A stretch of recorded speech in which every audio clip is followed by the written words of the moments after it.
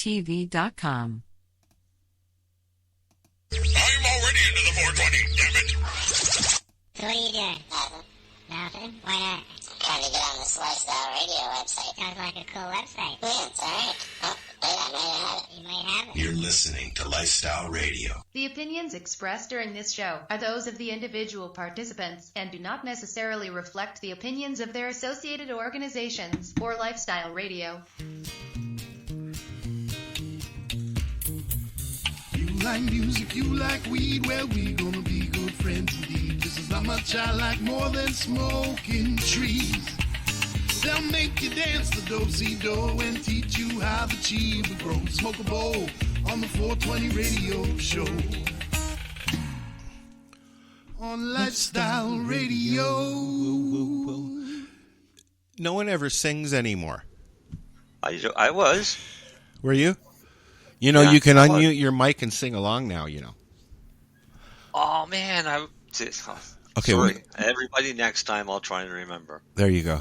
So, today, welcome to the 420 Radio Show. I'm Al, and Marcel has invited one of his buddies, Charles, to the show. And I don't know who this Charles guy is, but apparently he's very interesting. So, we will be chatting with Charles and doing our news and all that stuffs.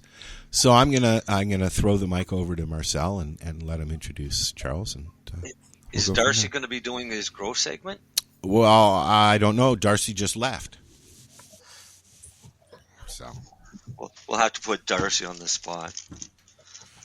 So no, today we got him do a grow Charles. session in front of Charles. There you go. Yeah. Well, no, we'll get Darcy to talk about breeding cannabis, Okay. So go ahead. You're on. and then see if Darcy wants to argue with him. There you go. Just for a grow segment. How does that make sense? No, Charles Scott has been known pretty much worldwide under the name Reeferman Seeds. But, of course, like anything that's really friggin' awesome, fakes out there kind of steal your idea, your shit, your name, and try and make money off of your hard work. So Charles is coming out with a new venture, and I'll let Charles tell everybody what it's about. Actually, we rebranded to Scott Family Farms like close to a decade ago for a couple different reasons, largely because of the fake Reeferman site. When I went to work for licensed producers, I could not sell seeds. It was part of my contract. And so I told people that I'm sorry, I can't sell seeds. And so we shut down the Reeferman seed websites. And of course, a fake popped up, right? But also the whole Reeferman being a cannabis superhero and stuff, it really didn't really fit with the new Health Canada outline around regulations and cannabis brands and, any type of marketing that could appeal to kids, right? So we kind of looked at that, and we've always been a family farm. So we kind of made that transition at least 8 years ago and did all kinds of press release. We even ran some ads in High Times and stuff. But yeah, we've been in the business since about 1995. Actually, our slogan is getting the world high since 1995. Right on. We were really the first Canadians to win the Cannabis Cup. We won in 2004 with Love Potion 1, and then we won in 2005 Best Overall with Willie Nelson, and then we won the High Life Cup in 2006 with Pink Kush, which Pink Kush is by far my most well-known strain that I've bred. It's become kind of infamous globally. That's really loud, Marcel.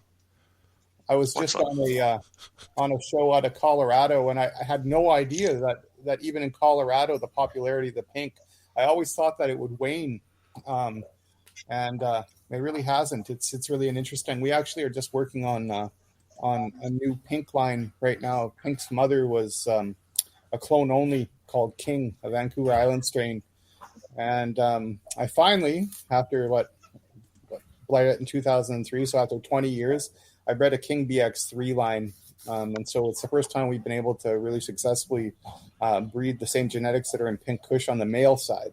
So the new Pink Kush 2.0, representing 20 years, actually is my original Ultimate Pink back crossed with its mom, but in a male line we call the King BX3 or back cross 3. Right on. Yeah.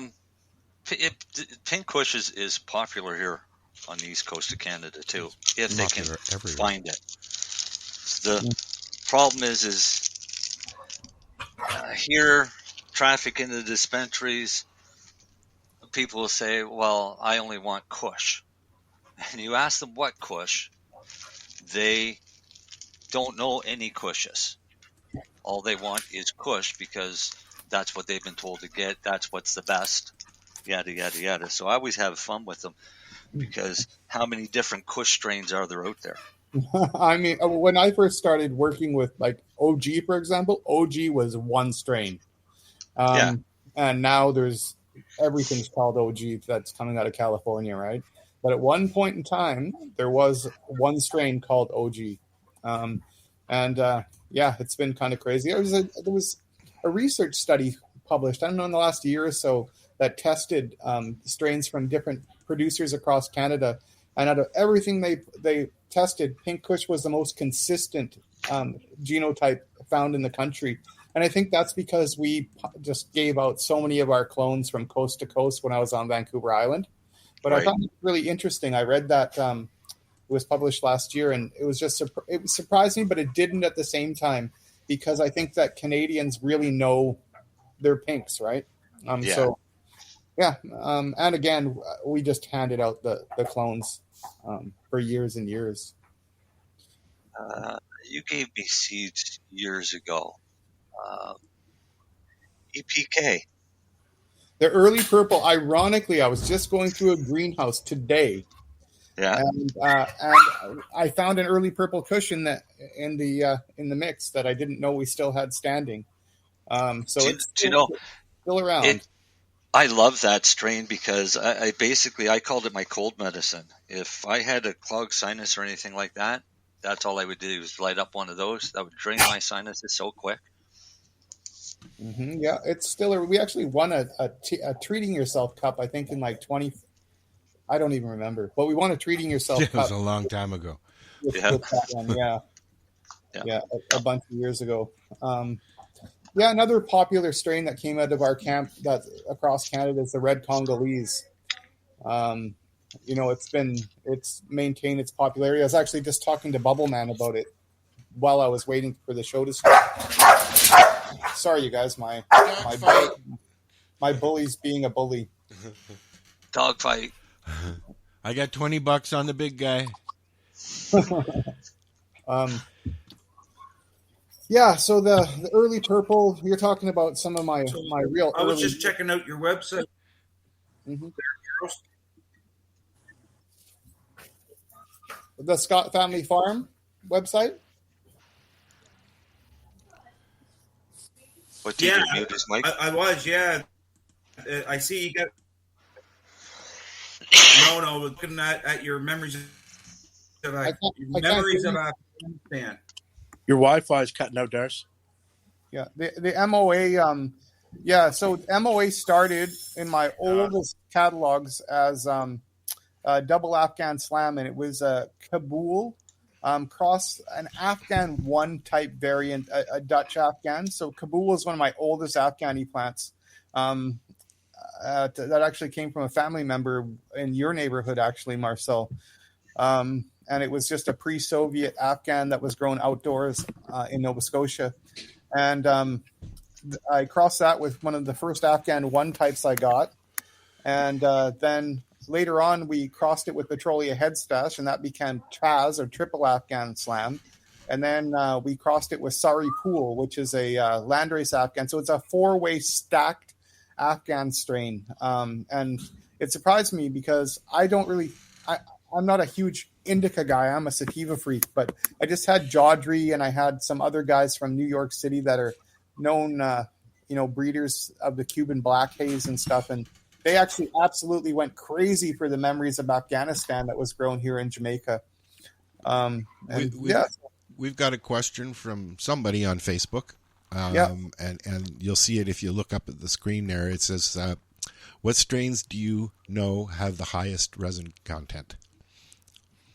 I would say my King, the King BX3, and which is the mother of Pink Kush. It's probably one of the biggest resin content that I have, and also the finest hash plant I've ever worked with. I won the 2006 420 Cup for hash made from the King. And it's a hard one to beat. It's probably the best resin plant in the collection. That'd be a good one to try in Musquisher. Oh, for sure, absolutely. Anybody that knows the King, well, everybody that's tried Pink Kush, its mother was the King originally. But the King on its own is a stellar plant. It's a long flowering indica. You're talking 79 to 81 days. But it's high yield and crazy flavors and potency. Just outstanding. You know, and I've had this thing for a couple of years now. I don't use it that often. It's just me. But when somebody comes into the office, they're like, "Is that a fucking squisher?" I'm like, "Yeah."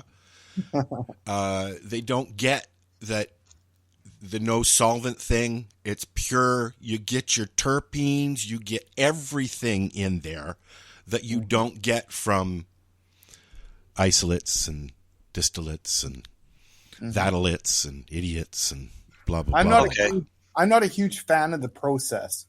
So, I don't know, in 2020, I bought all this equipment when I was doing a project on Salt Spring Island. And for me, like, I appreciate the product, but I don't appreciate the process very much. It is an art. It's an arduous, I think is the right word, process. It's got another comment here from a Facebook user. You want to read that, Marcel? If you don't. It says most strains on average yield 50 to 60 grams of oil per pound, but the purple water yielded 100 grams per pound. Don't know who that is because they haven't accepted the name thingy, but that's okay. Because I've make oil, I would say 50 to 60 grams of oil per pound is about average for outdoor, and maybe some trim mixed in. But if you use a power trimmer and you collect all of that fine keef and you throw that in, that'll boost it up. You know what? I'm not sure how you accept. I'm going to ask Al Graham that tomorrow. He's been playing with that new feature. So next time I will know. Yeah, I don't know how to accept it either. But 100 grams per pound is a really good return. So your King, you're saying it's really good for hash. What kind of return rate do you get for hash? Man, I can't answer you that right now. It's been a long time since I've made King hash. I've been growing commercial products for the last 8 years, mostly EU GMP to export to the German market. Right. So I've literally not been doing a whole lot of extraction. I've been cultivating medical cannabis flower.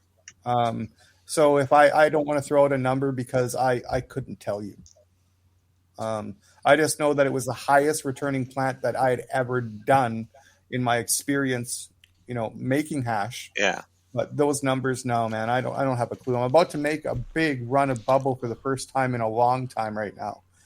Because I'm literally harvesting a 1.2 acre parcel of seeded flower right now. Oh yeah. So I'm going to be running a whole lot of bubble shortly. But no, I'm not going to sit here and throw out numbers. I have no clue, man. It was the highest yield and return and the highest quality hash that I've ever had. And also, I was talking to Bubble Man about it. It also was a plant that would give the same quality until it would stop giving. So I had other hashes where you get your first wash and the second wash wouldn't be, nearly as good. Or, when you continue to push the the king. It gave stellar product until it just gave up giving product. So yeah, it was definitely my best hash plant. But in terms of yields per pound, I have no idea. See, that's one that I would like to try and see what I could get for return. I'm doing my first round of hash tomorrow. We'll see what happens. I've got like about 3. Your first round? Yep. First time. I did it with Michael, and that's all I've done it. Oh. Right. I thought you did it on your own. No. This is me and Dean are going to do it tomorrow.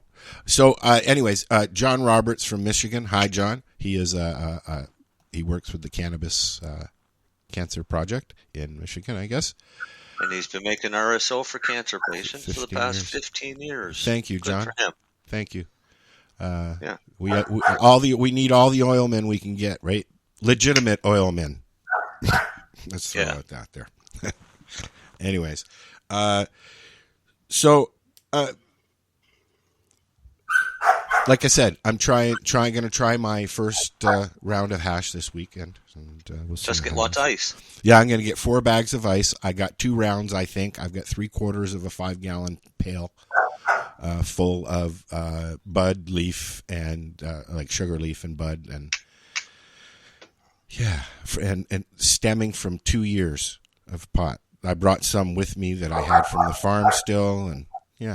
So we'll see what happens. It'll be interesting. One other good hint? What? Do it outdoors. I was going to do it on. It's so nice. I was going to do it on the patio this weekend. Yep. I have a cord. I have a cordless. The cooler, the better. It's only 15 outside, dude. I'm the idiot that does demos of making hash in 90-degree weather in Harvest Fest. So yeah, true enough, and I've seen that. Hmm. I've seen that. Yeah, I think that I almost fell asleep in my chair. It was so hot. Oh God, it was hot. Even last year's. I got that when I got there the year that I went. When I got there, it was so hot. I parked my car. I turned the air conditioner on and had a nap in the back. You remember that, Marcel? Yep. Yeah. It gets warm, but it doesn't get warm like that here. No, not there. He's asking, what solvent are you using? Solvent for what? For extraction. Oh, for I don't extraction. talk about solvents. Yeah. They're illegal here in Canada. That's illegal to do this in Canada. Yes, unfortunately. Yep. Next question. Yeah. That was an easy question. So, let's talk about some of the work that you've been doing in Jamaica, Charles, because I've been following along. And you've done something for the Rastafarian community, haven't you? Yeah, we've been working on the reggae cut. So lamb's breath is almost extinct in Jamaica. That's a nice one. And there's so many, strains going around with that name attached to it. Not even in Jamaica so much as around the world, but really have nothing to do with it. Here on the island, it's become nearly extinct. There's only 2 different Rasta organizations that maintain cuttings of the original plant, what they consider and what the old Rastas consider to be the original long time or the original lamb spread. And it's a super long flowering plant. So I've been working on preservation of that. So we outcrossed it with an African, and now we're back crossing the F1 back into the clone. It's a super long flowering plant. We're talking like 22 to 24 weeks. Wow. And it's they call it the sacrament clone because they use it within the church as a sacrament. So my friend Baya from Rega came to me and asked me if I could work a preservation line around it. And it was actually surprising to me just how inbred it was. Obviously, in preservation without much management, right? And it came from the Maroon community, which is sort of like an indigenous community here in Jamaica. It's it's a great project, and I've enjoyed growing it. It's certainly a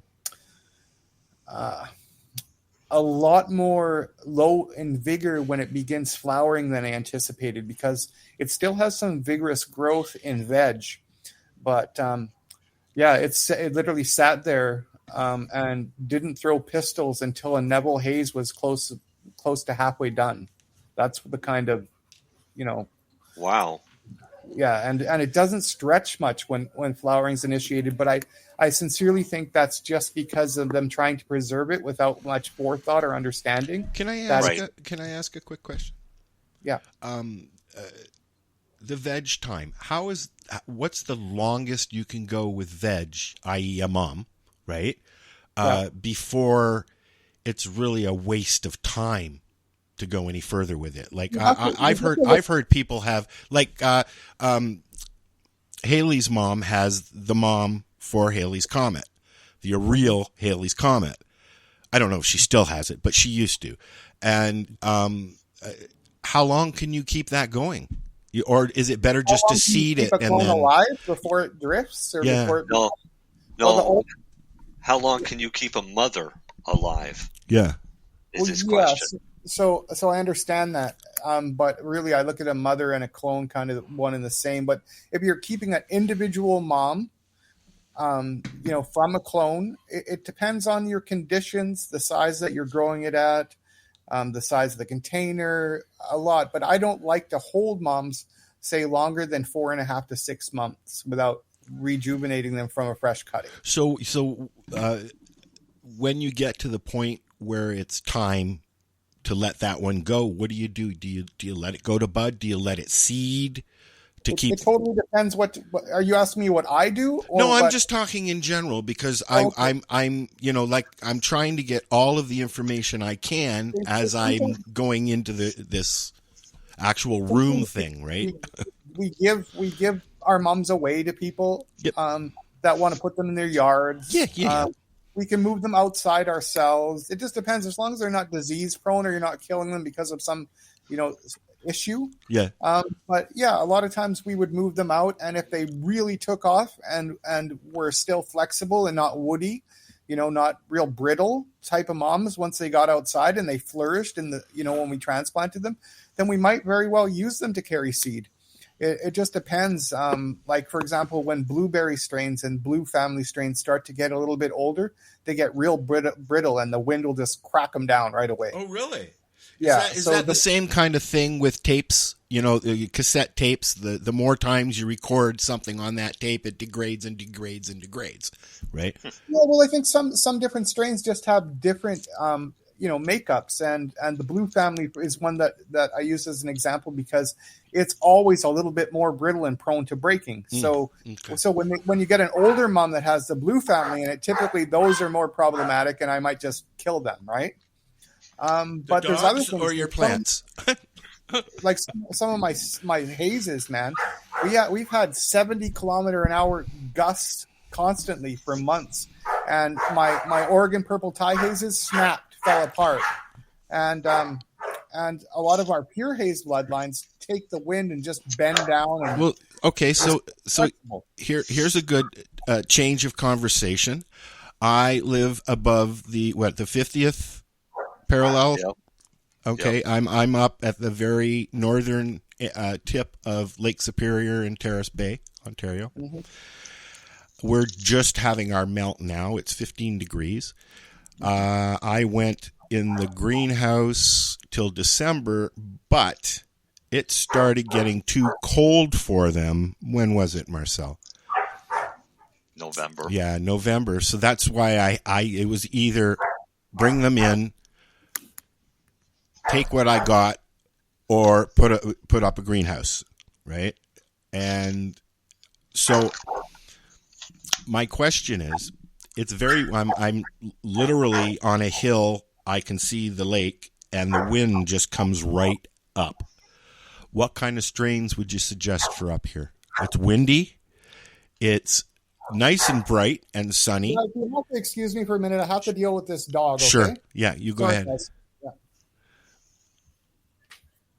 We'll wait. Al. Yes. I start mothers every winter, Okay. cut my clones. Yes. Then my mothers go out and flower. Which is what I think I'm doing. It's the ideal way to do it. Yeah. That way you don't have to keep mothers over the winter. But what I was getting at is, What I do people keep them for years? That's what I do too. No. Some people do, yes. Yeah. Oh, Some okay. people have mother rooms, and they'll keep it for as long as they can to preserve that strain. That's what I was getting at. Like, how long can you go? How many years can you take a plant before it's not even worth utilizing it? Hey guys, sorry about that. No problem at all. I don't think that can be answered, Al, because nobody would know. Nobody knows. No, it would depend on how well you take care of that plant as a mother plant. Okay. Hey guys, you know the King I mentioned when we made the King BX3? So that clone was alive from like 1989 until 2014. Wow. Finally drifted so hard that and we saw it beginning to drift. And that's when we made we already made the BX1 and we made the BX2. And then I made the BX2 and passed the seeds off to a friend in Quebec because I had to leave the country. And he saw the drift in his clone. I said, hey man, if your clone's not drifting, great. He saw it and he actually made the BX3s and gave them back to me. And then his clone died off too. So literally 1989 until 2014, that's how long the King clone, which is Pink Kush's mom, was around. So what happens then? You either have seeds or it's gone. Yeah, and you have to manage the production of those seeds right to actually breed the line, like to get true representation, right? So sometimes F1s really don't represent what the mother was. So you have to manage that genetic properly. The BX2 lines, I'm actually growing them now. I got some really old seeds from 2003 to go, and we're growing them. And the BX2 still look good, but the BX3 really, really shines compared to the BX2. So again, clones will drift. The UBC chemo also. It was in my first indoor garden. Ooh, I like chemo. I've had that before. But it's it drifted hard, and the best representation of that now would be in my Wakeford strain. But it drifted as well. That one, I don't know the history or how long it was alive when I got it, but I got that strain in 1990. Wow.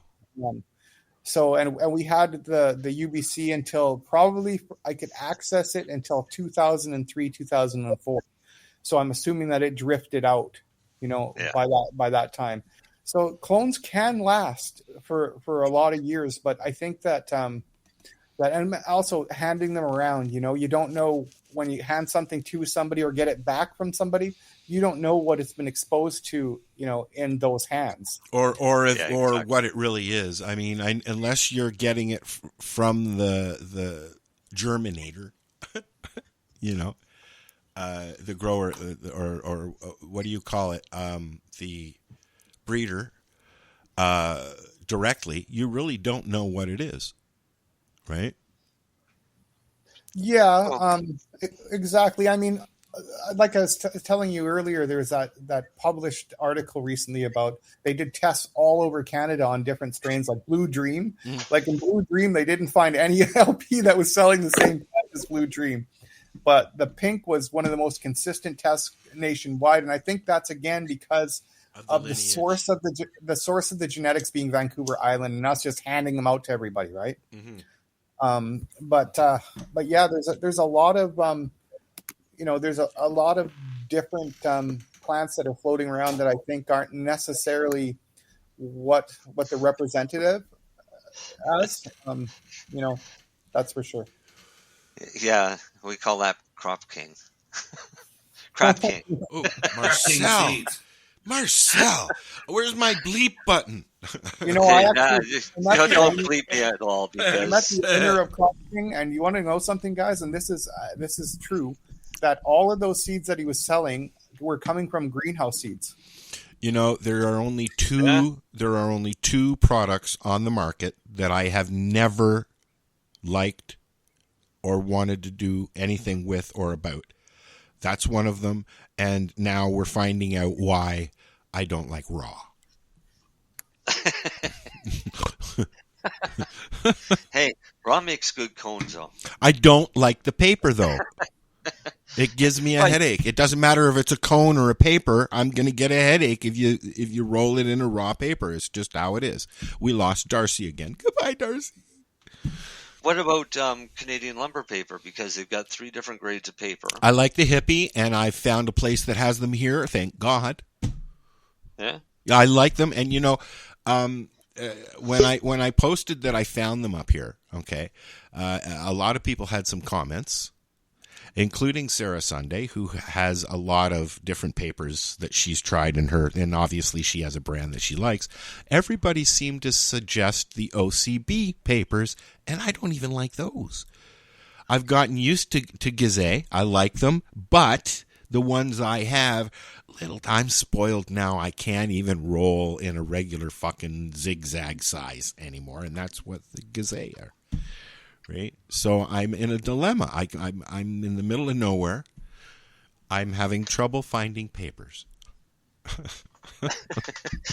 Okay, so I'm going to have to start making my own. There's a whole forest in front of me here, so...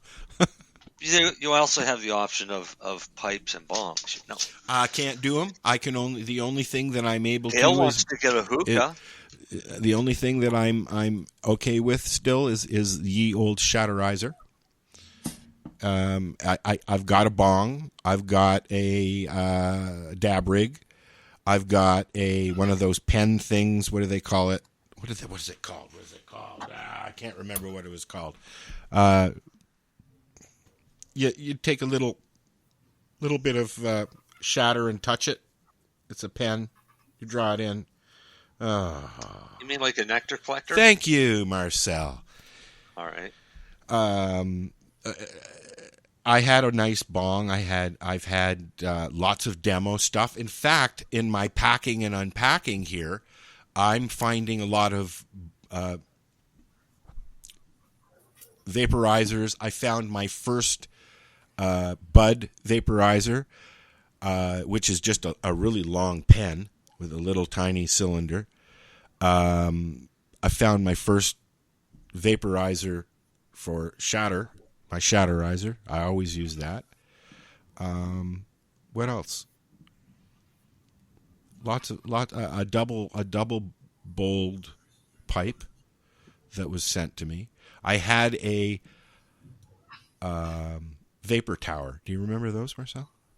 Yeah. Yeah, I had one for 10 years. They sent it to me, and it faithfully sat on my fucking desk until I packed up the house in Mount Forest, and it broke.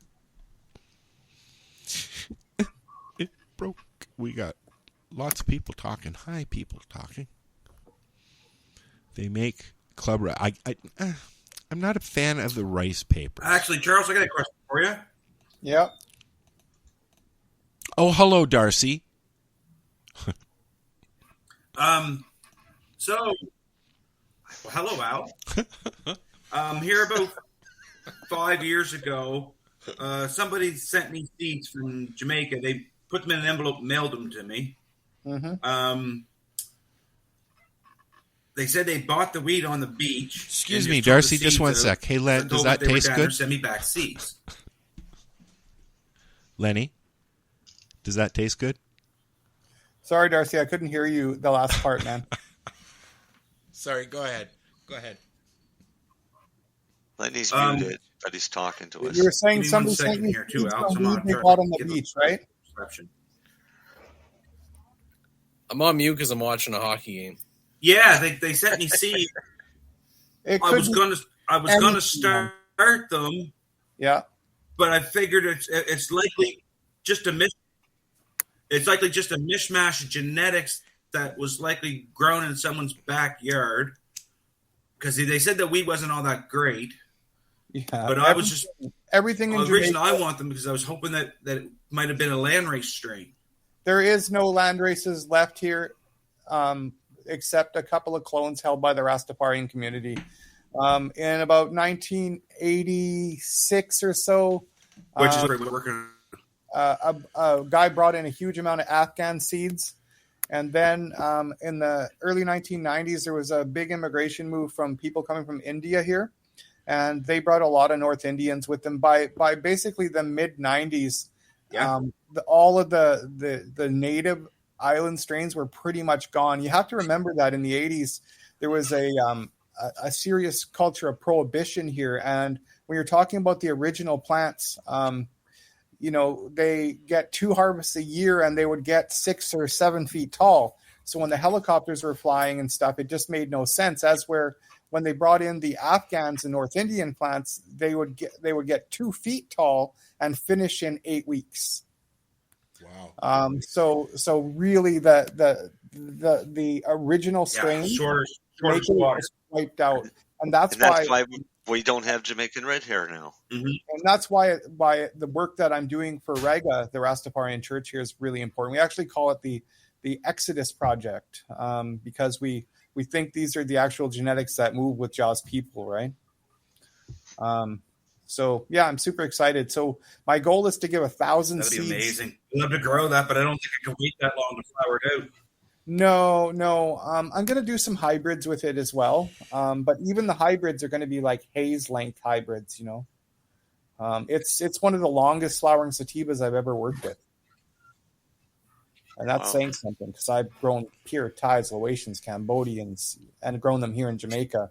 And I mean, I had pure Laos strains that flowered like a good month sooner than the lamb's bread. Really? Yeah, like it's a really long flowering sativa. Oh wow! Yeah. Our Facebook user wants to know if they still make that is a rice long flowering papers. sativa. I mean, do you remember Club Rice Papers? Anybody? I don't like rice papers. I've tried them, but I don't know if that was that brand. I've tried rice papers though. I picture the image of the club ones, but I don't know if you can still get them. Yeah, I don't know either. Here in Jamaica, we have Lion's Pride. Have you ever played around with Durban Poison, Charles? I've worked with a little bit of Durban, for sure. Durban. I bred a Durban Auto, and we have a elite Durban clone that was sent to me out of California. I believe it's the same clone that Cookies worked with, and I crossed it with our Higher Understanding, which is a black seed Zacatecas purple pheno, crossed with Harmony, which is one of my most recent cup winners. That people just absolutely love. So we made an F1 between the Higher Understanding and that Durban clone, and we call it Higher Learning. Yeah, it's the Durbans that I'm working with though aren't landrace Durbans. What's that flowering? What's the flowering time on that? It's about 10 weeks. Yeah. Mm-hmm. Yeah. And it's a big producer. Gee, I play with that in my tent. Yeah, I actually I have some of those in my veg today. Yeah, no, I was looking at your website there. I see. Sorry, you cut out. Yeah, Darcy does. Yeah, I was looking at your cookie cure. Yeah, the cookie cure was the first work I ever did with cookies. I said I was looking at your cookie cure. Mm-hmm. Marcel, why don't you pull up his website so we can have a look at it while we're chatting?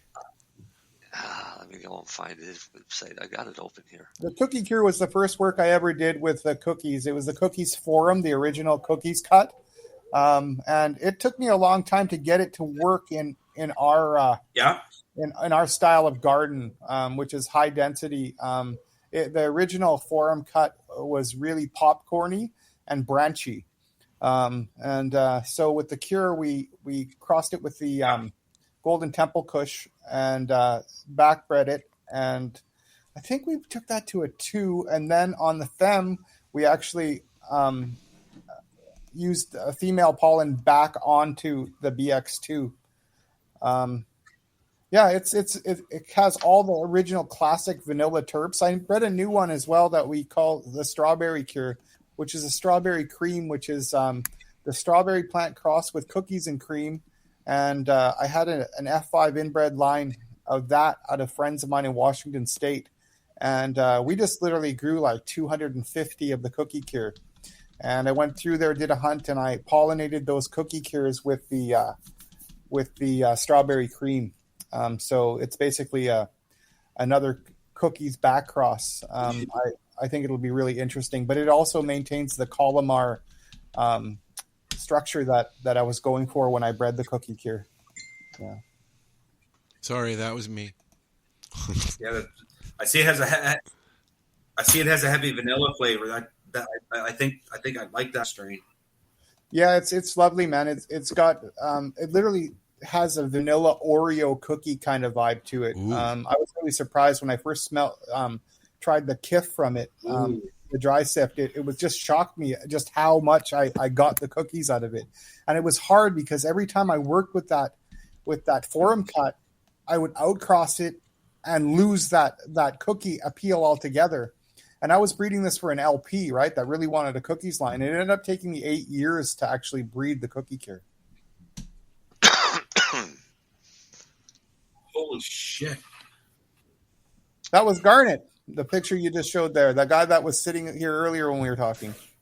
Oh, yeah? Hang on. He's my right-hand man here in Jamaica, Garnet Edwards. Yeah. So that's the website. Yeah. New strains. African freight train.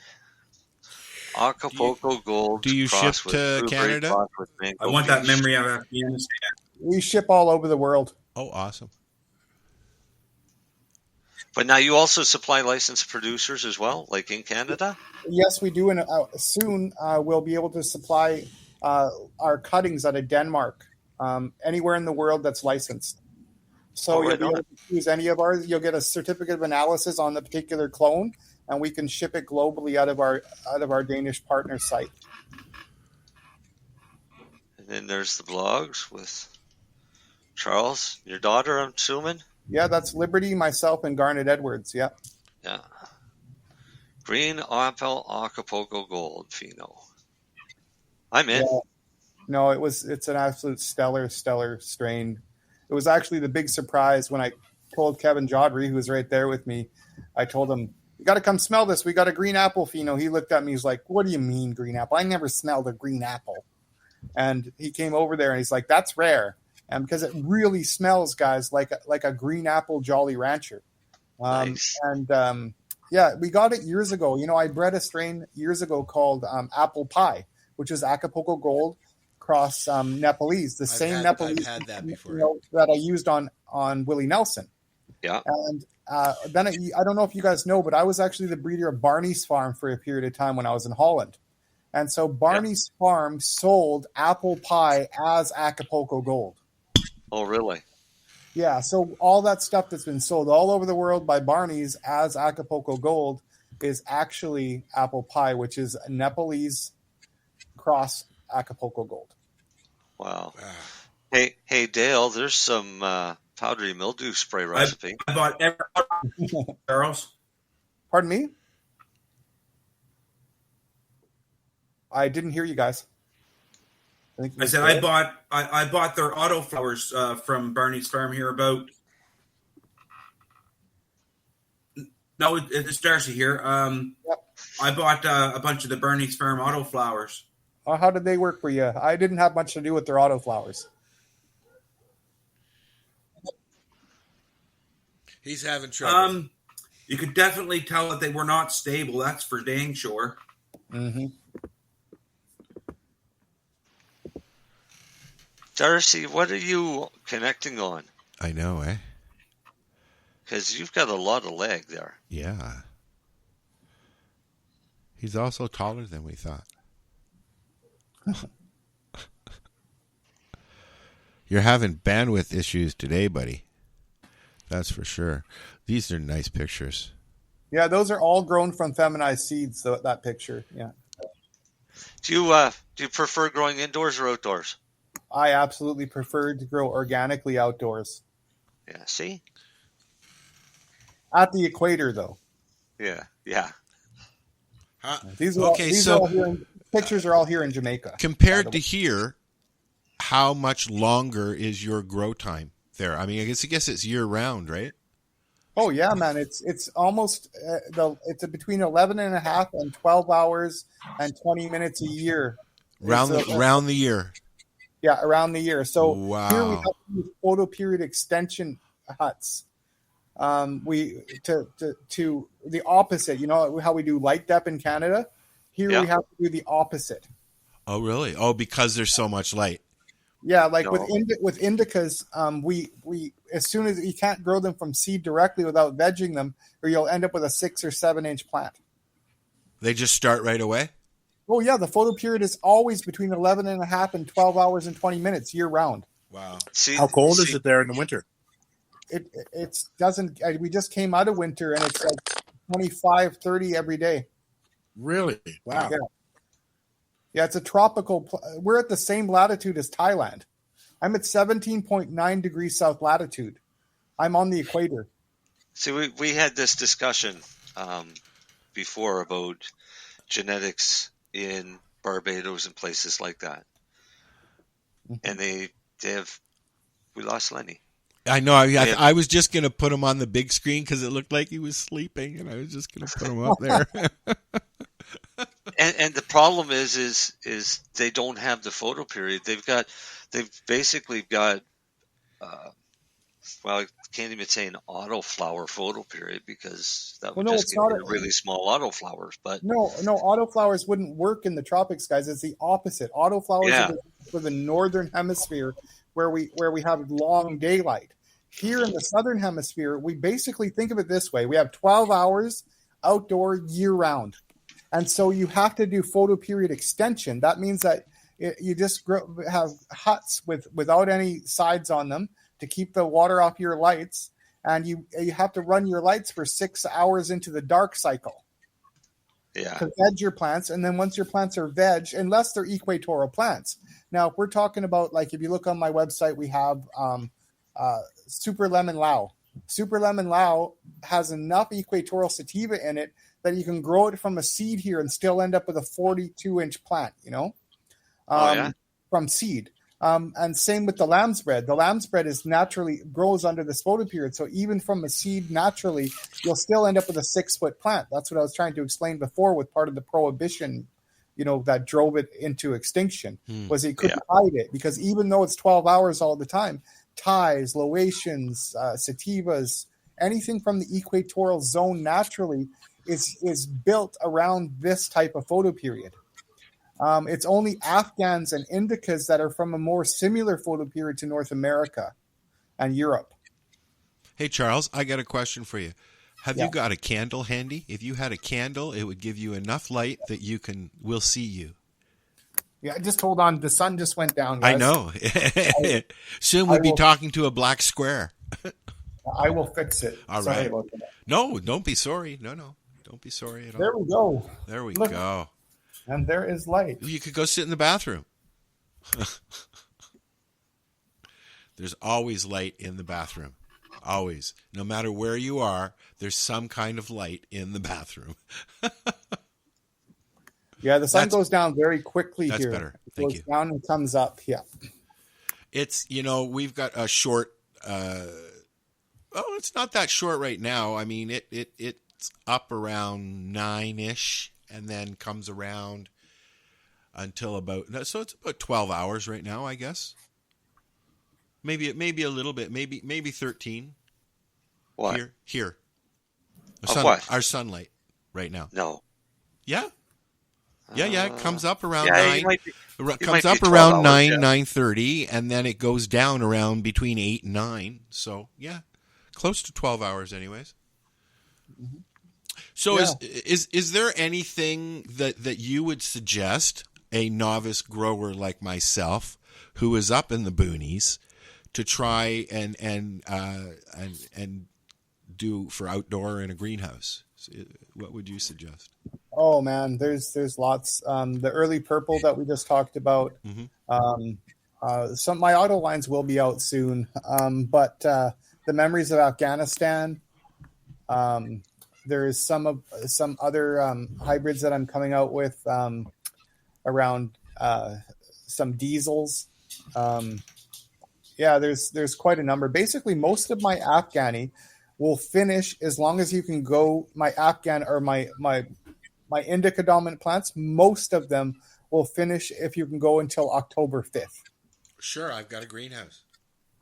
Yeah. I mean, I literally grew 8,000 plants in a greenhouse in 2020 on Vancouver Island. Yeah. This is what that you were talking to the BX3. The BX3, yeah. That's a breeder's pack of the BX3. That's the mother line of Pink Kush. Yeah, and that one, guys, is too late to grow. I love them pink hairs. That one's too late to grow outdoors in Canada. Maybe with a greenhouse, because indoors it's like 79 to 81 days.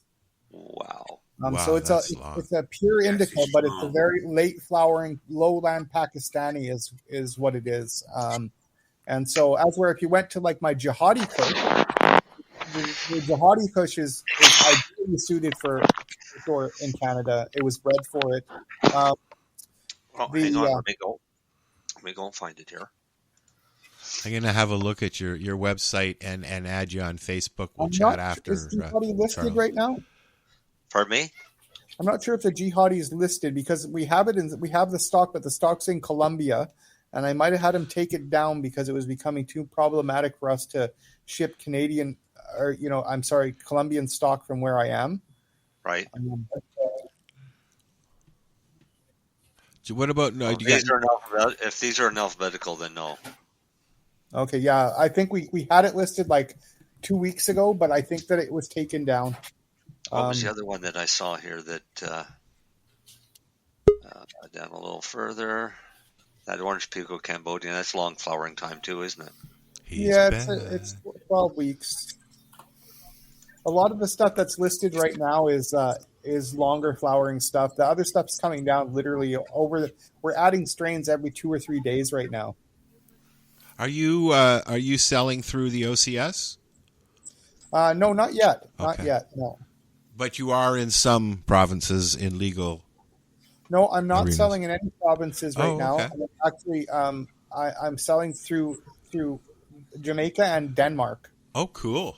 But the Denmark shortly will have phytosanitation certification, including for our clones. So soon we'll be able to ship live clones and all of our seeds, and we'll have them in stock in Canada and the USA shortly. The phytosanitation certification is required for us to ship seeds to the USA. Please when you get to that, when you get to the clones and shipping stuff like that, please come back and talk to us because I find that interesting, that stuff. I know it's the more expensive way to go, but is it the safer way to go? Is to get clones or? Honestly, for LP, suppose you're in Thailand and you want to grow one of my hazes or something, or an Acapulco Gold, you're going to get a tried, tested, selected clone from the breeder with certificates of analysis of how it performed in different environments, right? So, yeah, it's a little bit more of a no-brainer. For them. Now, what about us? What about the consumer? Are you going to be offering that kind of stuff to us as well? If you can legally import it, I'll ship it to you. Because I can prepare an export license in Denmark, but you have to prepare an import license on the Canadian side. So it depends. I don't really know where Health Canada is at in regards to allowing the importation of clones for home growers. Leonard? I mean, they don't like it. Health Canada doesn't like anything imported, period. Have you met Lennie before, Charles? No. Lennie is the CEO of Turtle Cannabis. Okay, hello. Hi, nice to meet you. No, I apologize for being silent. I'm just watching. He's watching his hockey games. Don't worry about him.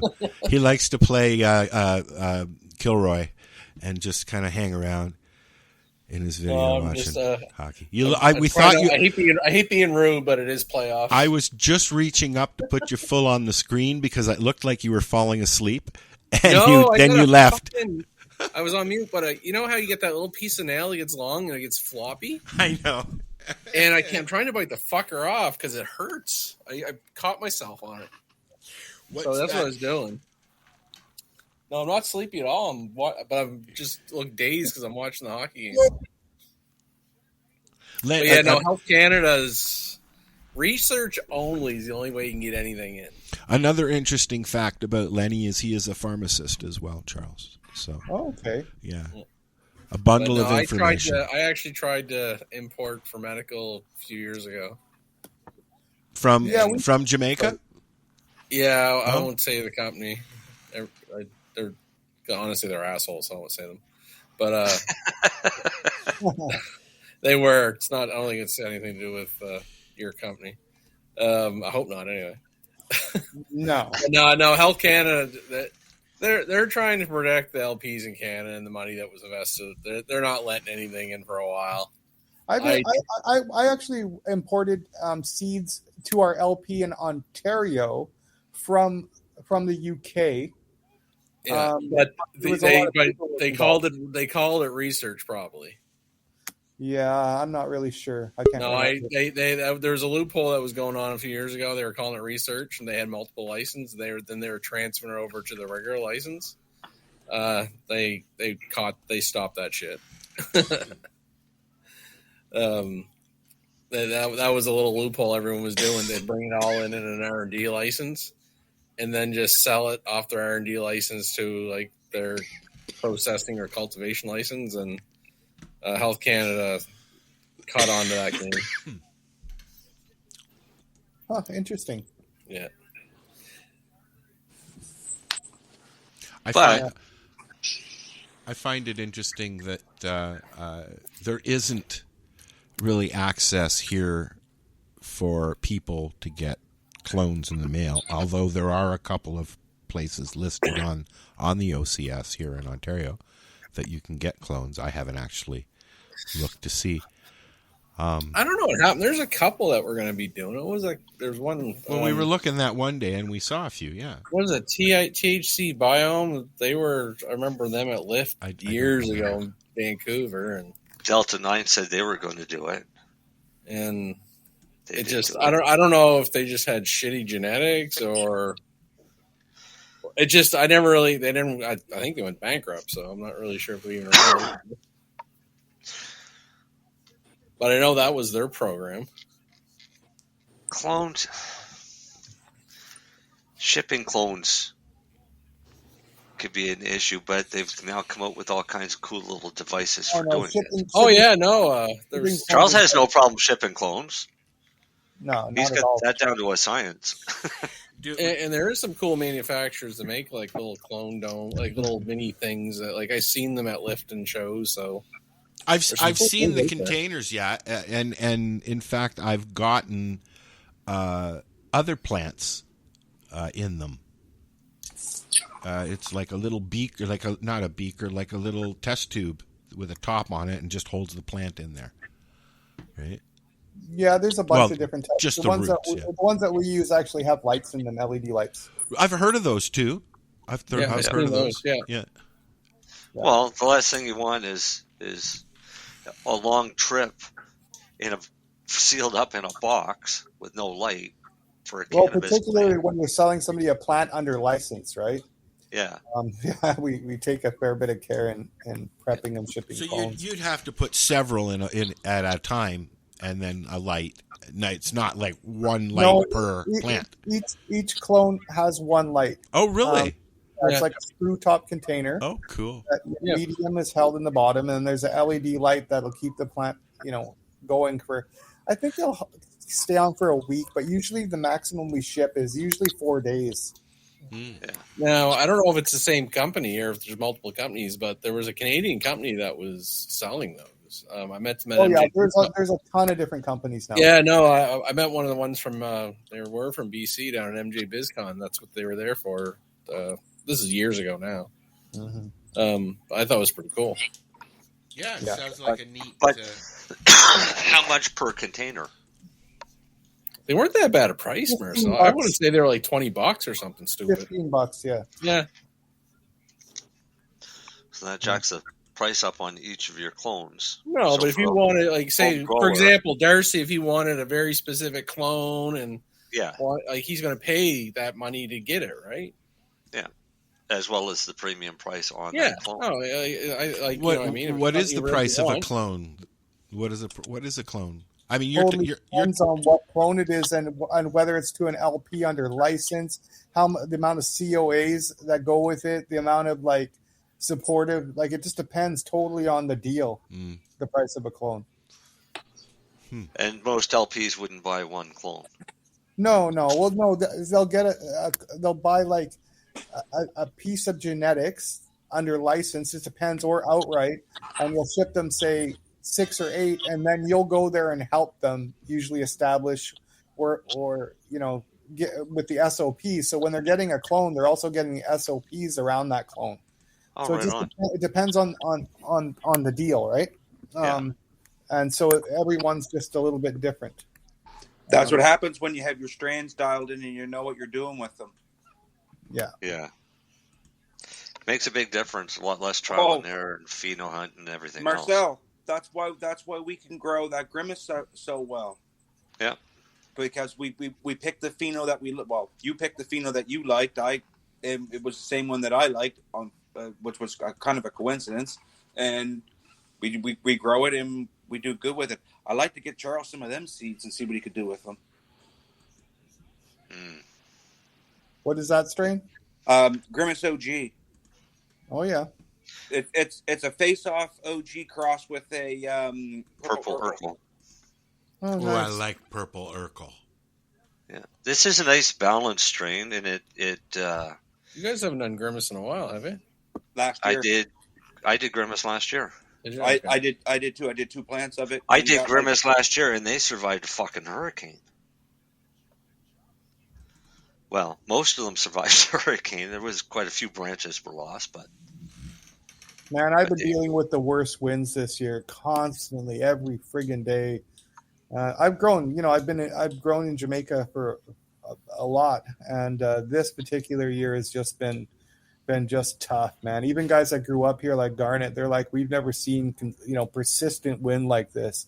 You got like a constant wind at 40 kilometer, gusting to 70, and I'm growing these big fucking hazes, excuse my language. It was just the worst possible, like, strain for conditions, right? That's worst case scenario all around. Yeah, but you know what? I found out which ones I can tell my customers absolutely will take wind. Which ones are resilient? What do you use for supplemental lighting? I just use LEDs, various LEDs. Remember, all I'm doing is photo period extending my plants so that they aren't triggering, right? Right. So we literally have a bamboo pole greenhouse that has no sides, just a roof over it, and we just light that with basic LED, just enough to keep the plants from flowering. That's all we're trying to do because our light is so intense through the daytime. Yeah. Just very basic LED. See, they don't need nothing fancy, Marcel. Well, yeah. Well, Joe Petrie figured out that the plants only need 5.5 hours of light at a time is all they'll do for veg. Oh man! And then after Joe, but yeah. So, but extending the photo period, I always wondered how they did it in Jamaica. And just because Barbados is looking at setting up grows in Barbados. Yeah, guys, I was building one of the first gardens in St. Vincent, which is right across from Barbados. Yeah. So it's the same as here. I also I'm supposed to do a deal. I don't know if it's going to happen. The cannabis thing's a little bit messed up in one of the first gardens in Panama too. I was just over there a while ago. And I like those strains too. Like this is what I've been doing for the last 8 years. I built the first farm over 5 acres in Jamaica, and that original got sold to Acria, Canada. And then we did one of the first 12 in Colombia, and then we did Uruguay, and then I did St. Vincent, and we also did one in Denmark, which is my partner company now. Yeah. And there was one that we started in Portugal, but I left the company post IPO. What did you think of Uruguay? I didn't like Uruguay. I'm just going to be real blunt. I was trying to think of a more polite way to say it, but no, I wasn't a big fan of Uruguay, man. It was really not the best place. I didn't understand the actual geographical location. And I showed up there and I was freezing my balls off and I was dressed for the tropics. It was like Uruguay is a cold country, guys. It's like got seasons like Canada. And, Yeah. And you know what? I didn't have nothing to do with that selection of Uruguay. At that time, our CEO decided, man, we're going to grow hemp in Uruguay. And I'm like, dude, first of all, I've never grown hemp and I know nothing about Uruguay. And he's like, well, I want you to go there and grow CBD hemp in Uruguay. And so that's how it went down, boys. So I went to Uruguay and I bought hemp dryers and hemp processing shit. And I told him, but you know what I told him? What's that, Darcy? Does that sound familiar? Yeah. Buying hemp dryers and hemp shit. I told the CEO, I told him this. He's actually a real dick. His name's Clifford Stark. I told him, the arrogant little dude, that I thought that CBD was a fad. Sound familiar, Darcy? Yeah. I told him, I think that CBD is a fad, dude. And I think that we're over-investing. And he had us doing another thing, like somewhere, I thank God it fucked up or something. It fell apart. It was over by Ukraine somewhere. He wanted me to do another one. And I was like, man, are you sure? And this guy basically sent me all over the fucking earth building new acquisitions for our company. And I'm like, I'm the guy that flew in, broke the ground, did the soil test. He's buying land before I could even test the soil and waters. Like, just crazy shit. Like, you got some guy buying land that knows nothing about the cannabis space. Next thing you know, Charles, you'll be over in fucking Chernobyl planting hemp. So listen, guys, let's help clean up the soil. Let's take a quick break and run some stuff here, and then we'll come back and continue our conversation with Charles Scott from Scott Family Farms in Jamaica. Can we play Charles's song? I'm going to try and load it while I'm playing this stuff. Yep. All right. Oh, actually, why don't you load it, and then you can share it, and it'll play when we come back. I'll do it. All right. We'll be right back. What's that? How long are we going to be? This is just a minute. You'll have enough time to go pee. Oh, thanks, though. Okay. Yes. That's where I'm going. All right. We'll be right back in a minute or so. You're watching the Cannabis Broadcasting Group here at cbgtv.com. Yeah, someone done writing for me? Hey, this is Cheech. And this is Chong. And you're listening to Lifestyle Radio. What is it? Lifestyle Radio. Say it one more time. 420 Radio? Ooh.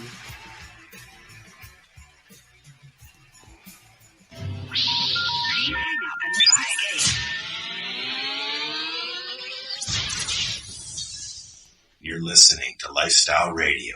Are you an independent musician? How would you like to have your songs played on hundreds of radio stations just like the one you're listening to right now? Join MusicSubmit.com and we'll promote your music to radio stations and blogs in your genre. It's free to set up your account, and we guarantee your music will be considered for airplay by radio stations worldwide. Why not sign up today? It's free. MusicSubmit.com. Radio promotion for indie musicians. This is how we grow the weed.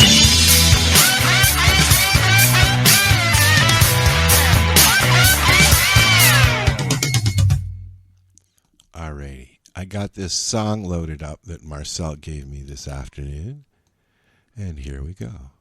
Introducing Charles Reeferman Scott and Scott Family Farms Lifetime Collection. A seed for every garden. I'm talking Guinness Book of World Records stuff happening here in Jamaica. Ganja general. You're not hearing it? No. Flavors. Oh, hold on a minute. Now it's medical ganja. Let's try this again here.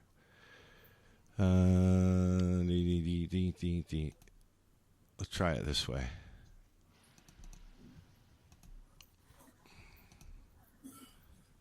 All right, here we go. Let's try this again, shall we? General. Introducing Charles Reeferman Scott. Hear it now? Scott Family Farms Lifetime Collection. A seed for every garden. I'm talking Guinness Book of World Records stuff happening here in Jamaica. Ganja general, seeds incredible, flavors several, now it's medical.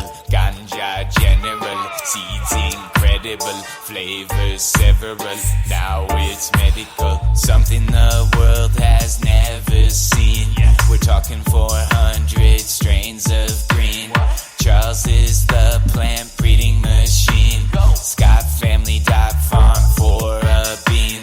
Send the cookie crosses over to Burner on YouTube with Kevin. I'm a learner with the real kings of cannabis. We're living every day, passionate. They chosen the work, the money just a perk. Let the birds chirp, I'll hit them with my smirk. True growers know these seeds they need to sow. Germinate greatness, legendary status. With the rastas and all the collections. Got seeds from everywhere, all directions. Ganja general, seeds incredible.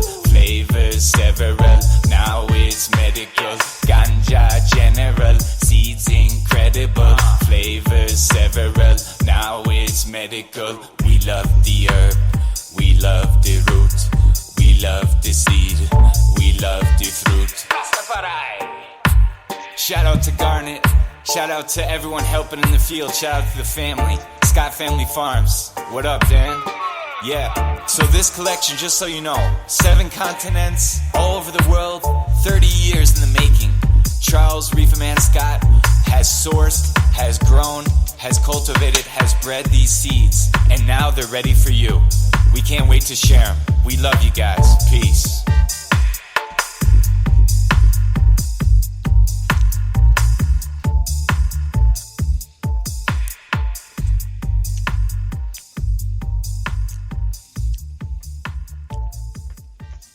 You had that made, or somebody made that for you, or a friend of mine that owns a studio in Colombia, Marty, actually made that for me. In Jamaica, they call me the Ganja General. I go to the grocery store in Portmore, Jamaica, and they're like, "It's a Ganja General." I came back here and hadn't been here in 4 years, and in a little village, kind of a ghetto, really. People recognize me as the Ganja General because I employed a lot of people and treated them very well. So yeah, general is a word of like respect here. So when I first came here, I didn't understand why they were calling me the general. Yeah, it's really special. Yeah, that's excellent. I like the song, and I'm not a big he doesn't like rap music. But it was a reggae rap. Well, that's a reggae rap. Yep. Yeah. Yeah, it's like totally different. I liked it. The beat was awesome. I really like that. Yeah, Marty's a cool guy. That could also be the ice cream. So just take 1 second and say YouTube, Facebook, they have permission to play that song if you don't mind. YouTube, Facebook, they absolutely have permission from Marty Rose to play that song. Now let's see what happens because, Wait, that's not played on YouTube. I am the Ganja General, and I've given them consent. It's his song. He can let us play it if we want, and it's a cool song. So we might play it again. Al has Al at Pace Radio has a little intro that he has somebody made up for him, and he's actually gotten slammed with a copyright claim for it. Now our song, Jim did that, about 10 years ago now. Yeah. And it's never been flagged or anything because he did that specifically for us. Yeah, but it's the same as that song. That song was done specifically for Charles. Exactly. So we'll see what happens. Song, so he has the rights to say whether or not somebody can actually rebroadcast. Well, we'll know if Facebook accepts that right within an hour after the show. Hey guys, I was going to say for home growers who really want to try stuff like some of the classics like Santa Marta Colombian Gold, Acapulco Gold. I know my inbred lines, they're sold in 15 packs, the breeder packs. But I made a ton of F1 hybrids. For example, we have 24 karat gold, which is Acapulco Gold cross Santa Marta Colombian Gold. And it's way more affordable. And honestly, for most growers that want to grow a plant for smoking it and for consistency and just, for higher yields and everything, they actually want to grow an F1, not an inbred line. And so I just want to tell you guys, don't be scared off by the prices of my inbred line. It's because I put 30 years of polishing onto them, right? Mm-hmm. But the F1s are actually bred with the very best parents from those lines. And the F1s are targeted at the home grower and people who want to experience those old classic strains. And honestly, the smoke from, for example, 24 karat gold is better than either parent from the perspective of it having hybrid vigor and resonation and trichromatic development being much higher, and another new one that we got, which rarely happens, but I got the strain. I was in a village, Bachata, and Kevin Jordy had happened to be in the same village, and we didn't even know. But we tried a strain there, both of us independently, and they call it Bachata Black. It's a Colombian black, and I got some seeds of it. And, people give me stuff all the time, and I have so many strains. Like this year, I don't even know. Maybe we grew 6,000 plants, right, to do our selections. And so I stuck these plants over on the side, and they didn't get like primary positioning in the veg house. And you know what I mean? They just weren't treated like they should be. But I stuck them in our Colombian and Mexican area. Basically, all of my genetics are broken up on the farm by region almost, right? And man, these Bachata Blacks blew my mind.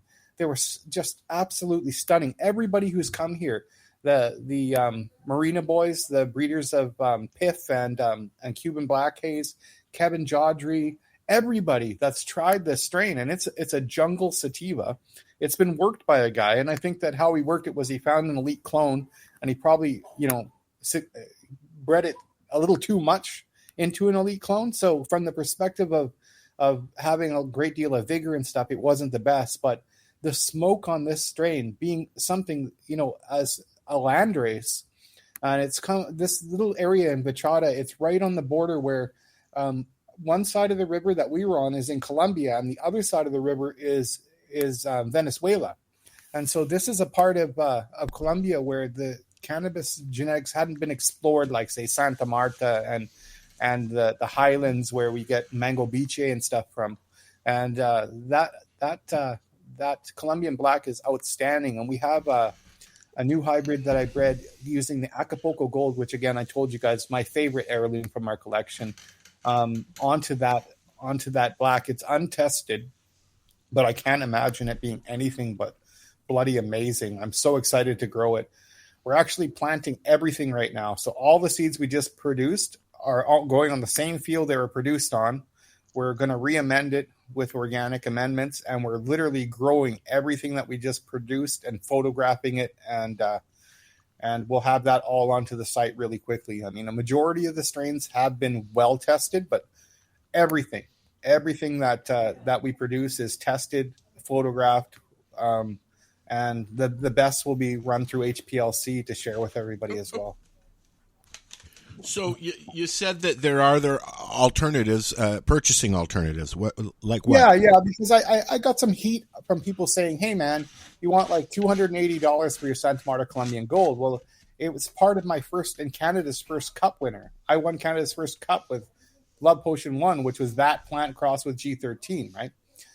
Same with my Acapulco Gold. I mean, I've kept it alive for 30 years. So what I'm saying is that some people, unless you're a breeder, these strains in their pure form aren't probably that interesting. Some of these have been inbred 10, 12 generations, right? Yeah. So they're breeding. They don't understand the time and love that goes into them, Charles. Yeah, but what I'll communicate is that most growers that aren't breeders, even if you are breeders, the F1s, they're true F1s between either two inbred lines or two polished heirloom or landraces. I like to use the word heirloom because landrace kind of denotes something that has been allowed to grow in a wild sense and self-propagate, Yeah.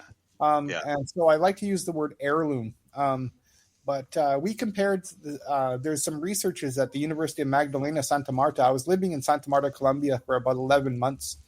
And I met these researchers because there had been an article published in the local paper that they were studying the history of cannabis in the Santa Marta area. And I got some of the Santa Marta Colombian Gold seeds from them. And I grew them next to our heirloom variety. And the terpene profile is identical. But you could just see the difference between something that's had years of selective inbreeding And in the last 8 years or so, I've been able to grow some pretty big populations to go through my genomes. Stuff I only dreamed about, when I was young. I remember when I grew 500 plants the first time, and I was like mind blown that we brought in 500 plants this year.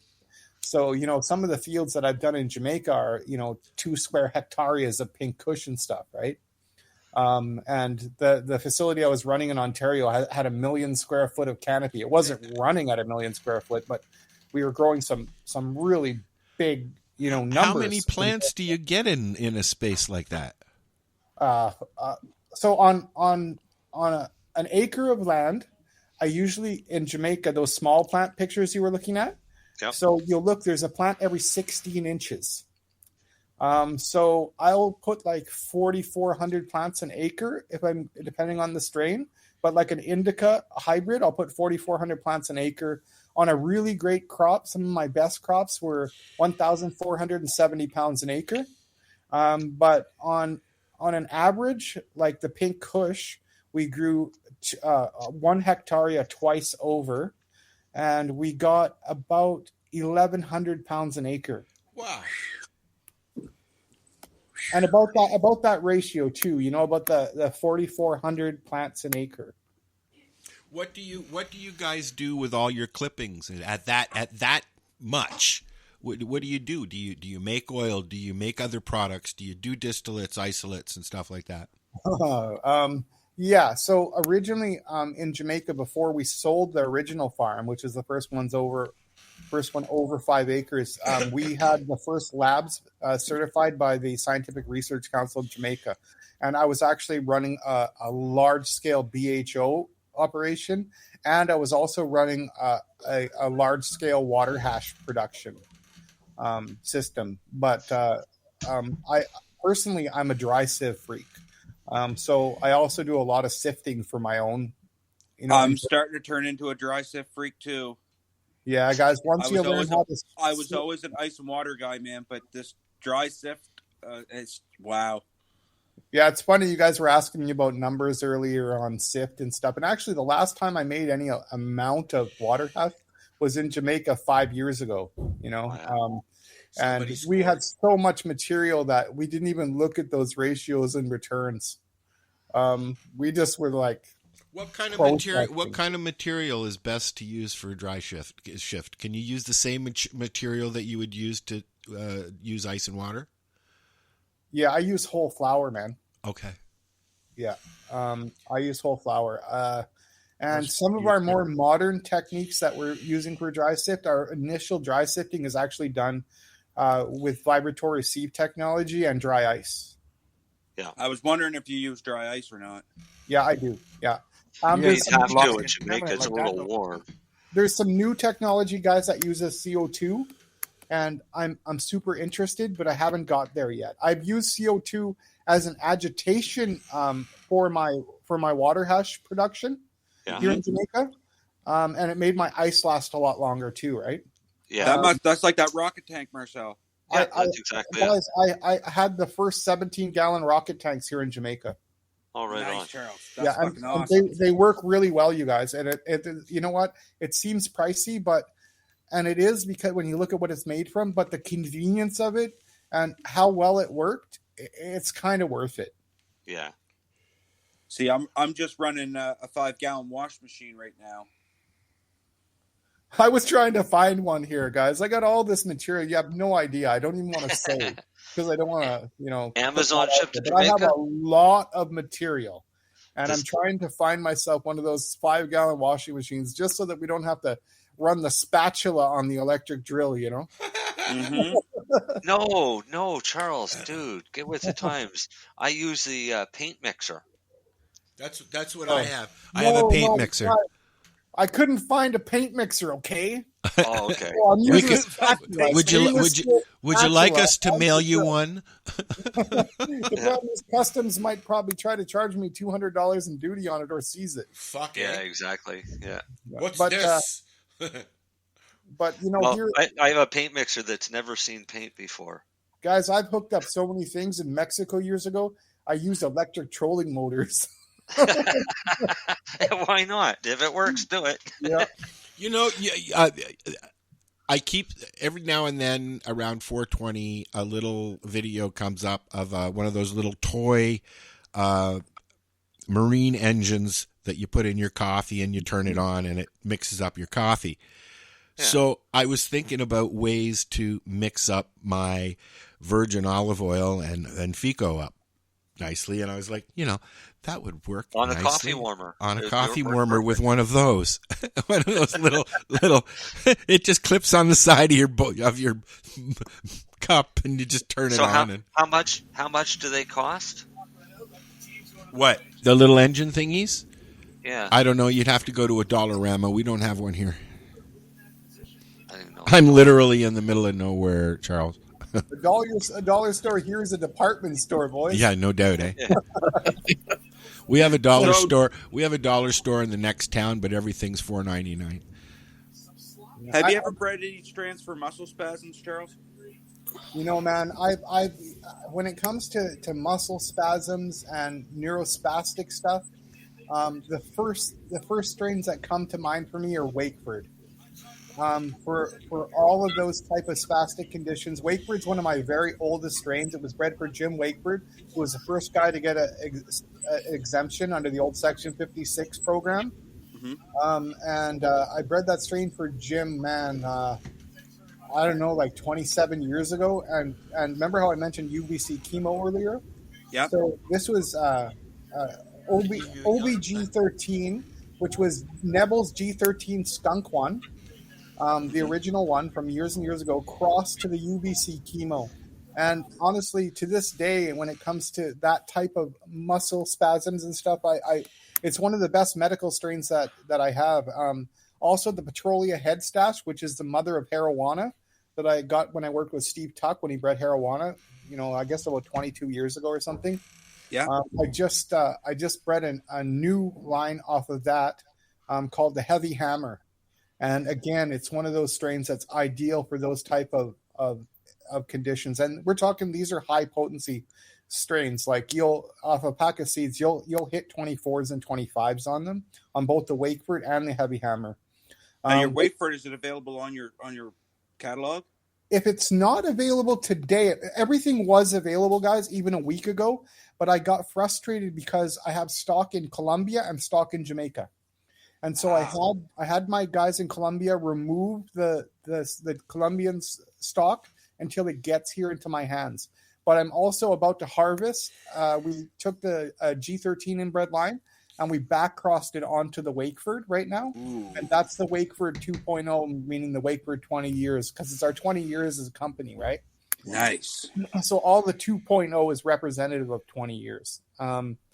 So yeah, I'm also working on the G13 today. We actually just sprayed the G13s, and we sprayed the original 2006 East Coast Sour Diesel. Ooh. So we also I don't know if you guys know, but I was friends with Neville, and one of the last strains that Neville bred was actually one of them was Mullenby Madness cross Pink Kush.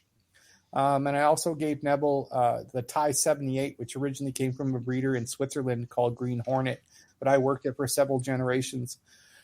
And so Neville and I had planned, and we announced it on Mr. Nice Seeds, 8 years ago, that he and I were doing a collaborative company. And Mr. Nice kicked me off after that announcement. Last post that I put on Mr. Nice Seeds was a collaborative effort of Neville and I.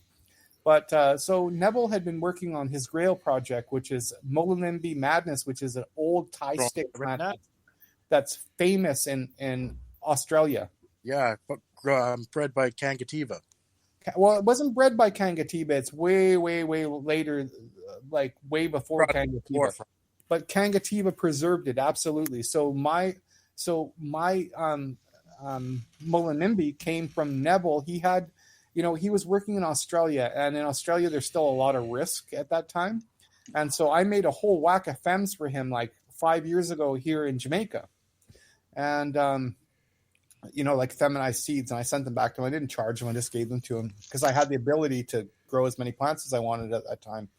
And so right now, Neville had made the Neville's Haze 21 cross Mullumbimby Madness, and that was the 21 cross to Kangatiba's clone. And he wasn't really thrilled with how it fired. I mean, it's really good, but he wasn't thrilled.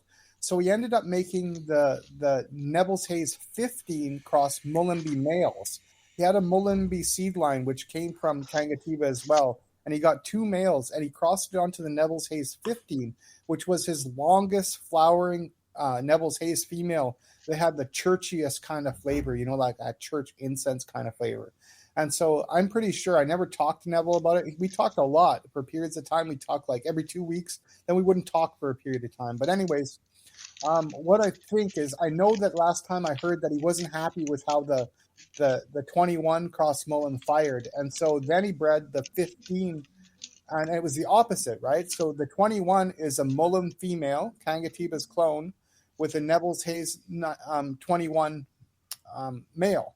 And the 15 is a Neville's Haze female with the Mullen male. And so what I just did, we call it Neville's Grail, is I took the 15 cross Nebs, and I put it on the 21 Mullen. And so I think that was what he was going for. And anyways, that's what I did, having grown the plants. I mean, these plants were put out into the fields at 16 inches. They're 9 feet by 8 feet wide right now. Holy shit. True equatorial plants, right? Yeah. I have Neville's A5 and his C5 going here as well. So I'm doing a whole bunch of preservation work around Neville's true lines here right now. And they'll be being released under the Hayes Brothers collection. That's what the collaboration was supposed to be called between Neville and I. Nice. I can't wait for your autoflowers to get on your website, because I'm a big guy that plays around with a lot of autoflowers. Oh, right on. Yeah. Paul Martin from Scallywag Seeds, who's a good friend of mine, he actually did a bunch of testing. Him and his partner, Joe Wallace, did a bunch of testing on my autos. Because of my connection to corporate cannabis, I wasn't able to really sell the autoflowers because we had been making deals with those particular lines under supply agreements to some LPs. Yep.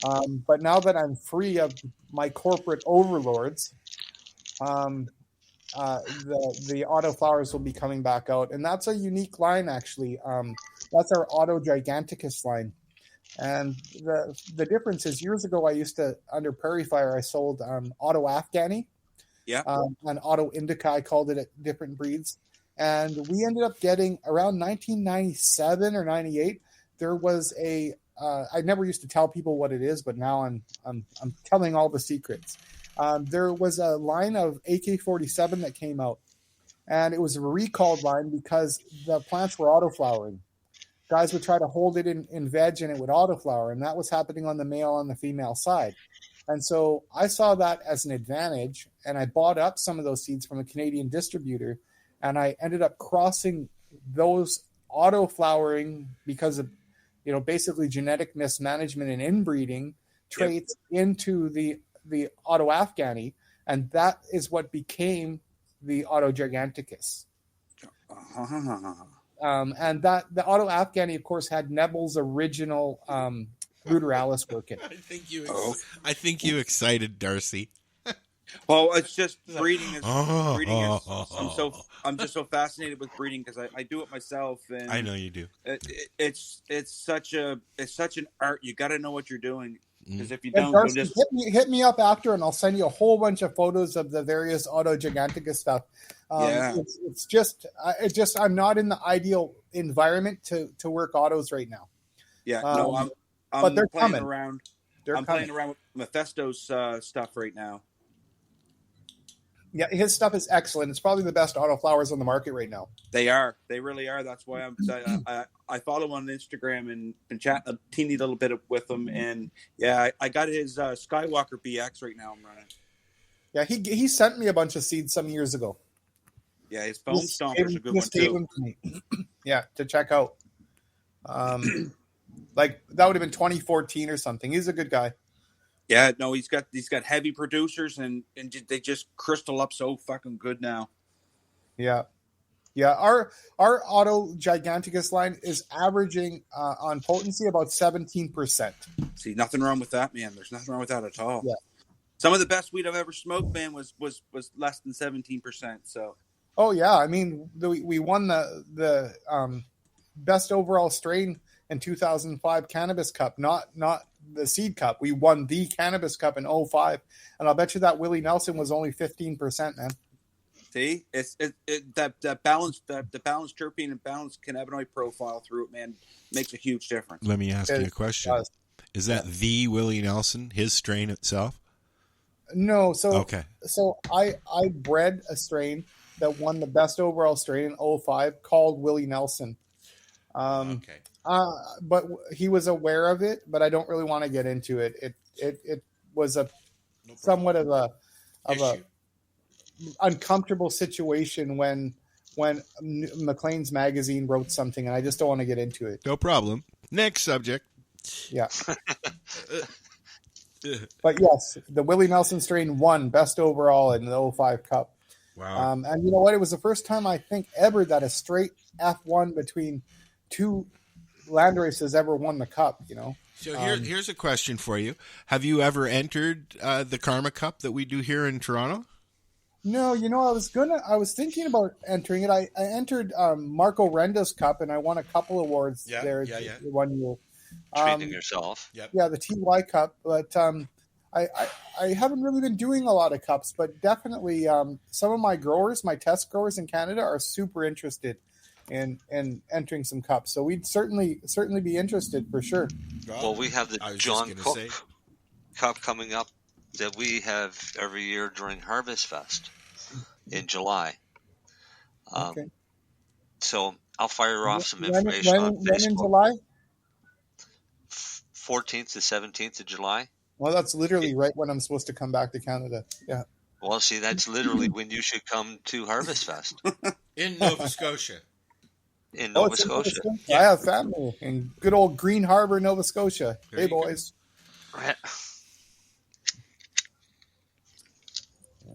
You can come visit family at the same time. That was a lighter break. Everybody was going at the same time.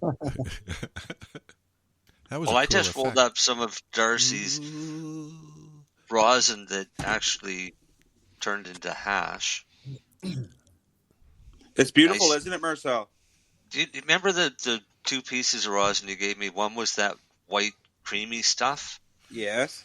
That dried out into nice hash. It does. So did mine in my little sticky dish. Yeah. And Lennie, yours will too. You leave it sit out and it dries more than it would before you usually normally. This stuff come out like almost like a cream out of the rosin press, and he did other stuff that come out that was just dark rosin. Come out darker. I find anything outdoor that I've been playing around with comes out a little darker than my indoor stuff. But it's also tastes better, has more kick. Oh, it has way more kick. That's made from the Sun God and Grimace, Marcel. Yeah, I prefer sun-grown weed, you guys. I absolutely do in every capacity. Yep. Wait till you try it grown at the equator. It's a whole next level. It takes it to the next level. I don't know how else to put it. Just like other things that are grown here, whether it's a mango or a banana, the closer you get to the equator, the sweeter they get. And it's the same with cannabis. That's why I'm in Jamaica. I could have been in a bunch of other different places to do this work, but some of the finest genetics and the best representation of those genetics I've ever grown has been here in Jamaica. Okay. It's just a crazy place to grow. Hold on and just listen for a minute. Mm-hmm. Whose dog is snoring? That's my dog. I was going to say, mine was, but she left, so she went to school somewhere else. Rose is snoring on the couch in the living room. That's funny. I heard it. Wonder if you got one of your Marcel. Wonder if you got one of your biscuits. Do you use cannabis with your pets, Charles? Not with this guy, but this guy self-medicates, guys. And it's so funny. Certain strains, he'll go and munch buds. Like we have a strain called Rocket Man, which is a Romulan hybrid that's real like fruity. And he'll go. We had to actually clean up the floor because he was licking the trichomes off. And then we brought in another one the other day, which is a Mango Beach, a Colombian cross blueberry. And again, he got that terp and he started munching buds. But he scared us a bit when he was real young. But now he seems to munch the buds and enjoy them. So we kind of let him have it, but we have to control the amount. My cat comes over every time I smoke a joint, and he sits between my legs, and he's like looking up at me. And every time you blow at him, he's like, his nose is going and everything, and he just loves it. And then he goes and he sleeps for the afternoon. Now, when you work with blueberry, Charles, is it DJ Short's blueberry? Yeah, so it's that's a good question. So I've been working with DJ Short's blueberry literally since the first seeds he sold to Mark Emery. Fucking nice, man. Those were likely some of the same ones I got back in '98. Yeah, that's exactly. So and now I've taken them in my hands. I don't know what they were when I got them because that information wasn't available back then. But we're about to breed the F8 right now. Nice. In our hands. But I also got 80s blueberry out of Oregon, and man, I think it's a superior plant in a lot of ways. Ooh. And again, that came to me via Paul Martin. Yeah. Scallywag Seeds gifted me with these. And you know what? Again, kind of like the Colombian Black, people give me stuff all the time. And I kind of stuck him over on the side of a field, right? Kind of out of view. And I ended up going, holy shit, when I went up and smelled them, like, what is this? And they have a lot of different characteristics in DJ's lines. They're clearly blueberries, but yeah, I really am impressed with them. And I actually crossed the males from that 80s blueberry onto a Chemdog Special Reserve cross root beer kush. Ooh. Yeah. The Chemdog. We got a question from Facebook from Mr. Paul Hartman. He asked, he's heard you might be growing at Castle Rock or Castle Black. Sorry. I started at Castle Black. Oh, okay. But I left. Oh, he left too. So. Okay. Yeah. Yeah. So, yeah.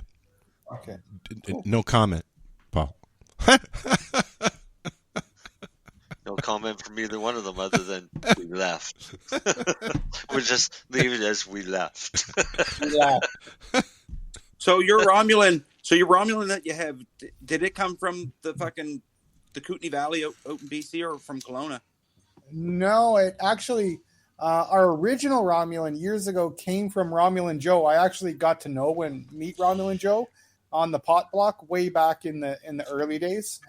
Yeah. That was the first Romulan I got.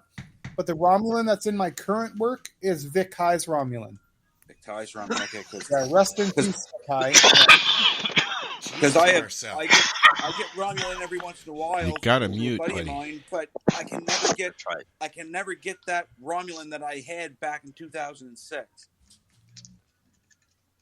Just before Emery got busted and because he was an idiot and whatnot, I bought some seeds from him, and it was Romulan 7 of 9. Okay, yeah. So that's Vic High's Romulan, man. That's Vic High's. Okay, perfect. Yeah. And it's still around. When I'm back in Canada, I can get you that cut for sure. Oh man, that'd be awesome. Yeah, for sure. That was another one that I found back in Canada in July, Darcy. Yeah, I know, but that was another one of the strands that I could smoke, and my muscle spasms, my pain just went away. You'd love my Rocket Man. What? So the Rocket Man is Romulan cross C99 cross Golden Temple Kush. Have you got a suggestion for somebody with severe ADHD and mood disorder? You know what? If they don't have, do they Why have you anxiety? always laugh when I say that, Marcel? Do they have anxiety problems? Yes. Yeah, so with anxiety problems, I would probably recommend like the Acapulco Gold would be the most gentle, motivational sativa. Okay. It gets my synapses firing. It does the opposite of a couch lock for me. It gets me up. It gets me talking. It's quite motivational, and it doesn't have the edginess of, say, my Orange Pico Cambodians or my hazes. The Acapulco Gold is a very gentle one, man. And probably the 24 karat gold, which is Acapulco Gold cross Santa Marta Colombian Gold, would probably be a pretty safe bet. And are they lower or higher THC? They're going to be around the 17. That's perfect. Yep. Yeah. That's I've been experimenting with using when I go to the legal store, because there's one here in town. I get a 15 to 17 or so THC. I find that THC gets me thinking too much, and sometimes that can turn into a depression. The couch lock I don't like because that's the same feeling I get when I'm depressed. I don't like that. I've tried what's it called? The indica from Grassroots is around, I think it's around 18, and it's I painted this office, just it got me up and going, and if I could find something that's going to do that on a regular basis, that I can change up. You need like 2 or 3. I can't just do it one strain. I can't do it. Right? Yeah. So I usually get 4 strains at a time, so that I have a change. And if something couch locks me, then I'll mix it with something else until I find a combination that I like, or I fall asleep. Yeah, the king family, the pink family, probably wouldn't be a great one for you. But the 24 karat, any of those 2 plants together, which are both part of the original skunk, right? Acapulco Gold and Santa Marta Colombian Gold crossed to Afghani is the original skunk one. Oh, I have that. Is that I was just going to say? So I have that. Okay. Except the current skunk one that's being sold today.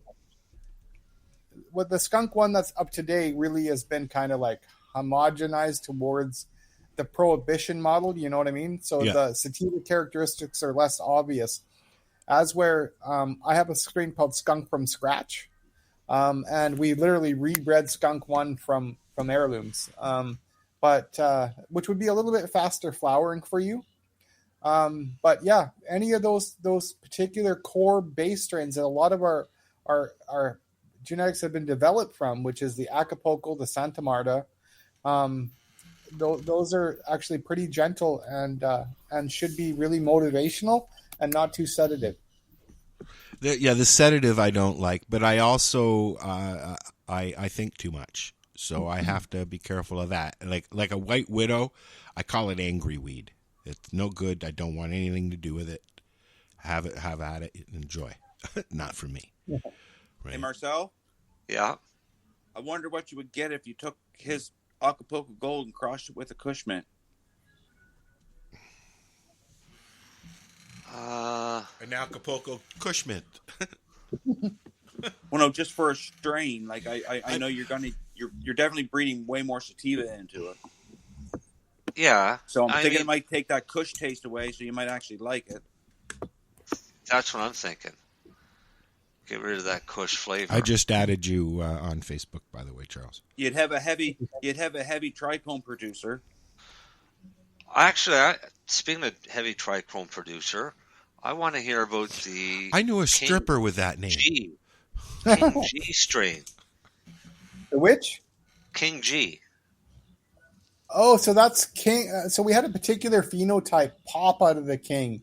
So we did the King BX3 open pollination, and 90% of the plants were super homogeneous. We had 2 real structural phenotypes we called the King BX3-1 and the King BX3. One is a pole and one's multi-branching.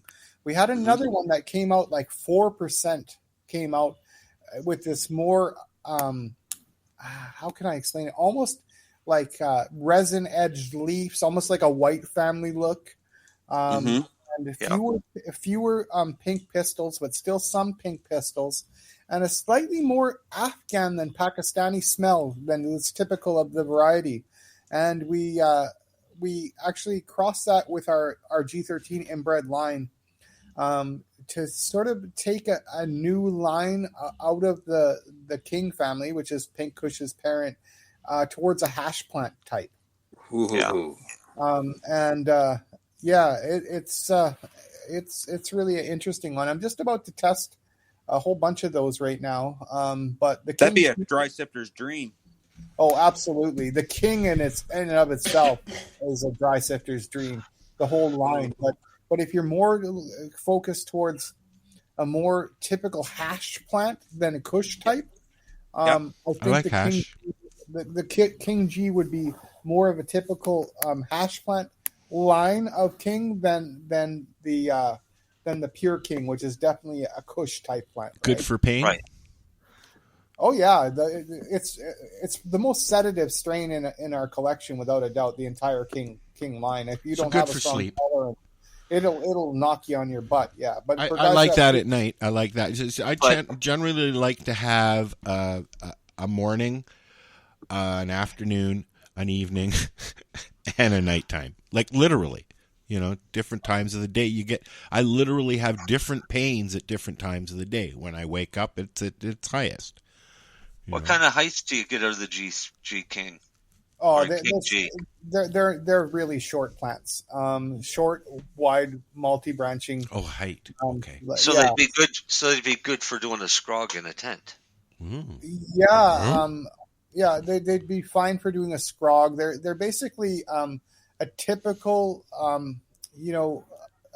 hash plant type plant.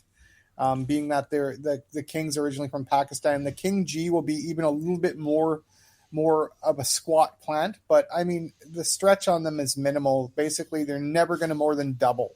We got 7 minutes, guys. Yeah. Really? Yeah. So they'd still be good in Marcel, a tent. There's a whole bunch on that website, man. My poor credit card is going to take a shit kicking. Hey, Marcel, I just want to. We've got just a few minutes left. And I want to make sure that you bring up the whole Quebec thing real quick because we didn't talk about that. Yeah, we didn't do much on news, but one important piece of news is Quebec's Supreme Court ruling that came out that upheld that how do they put it? The Quebec's ban on homegrown cannabis plants is constitutional.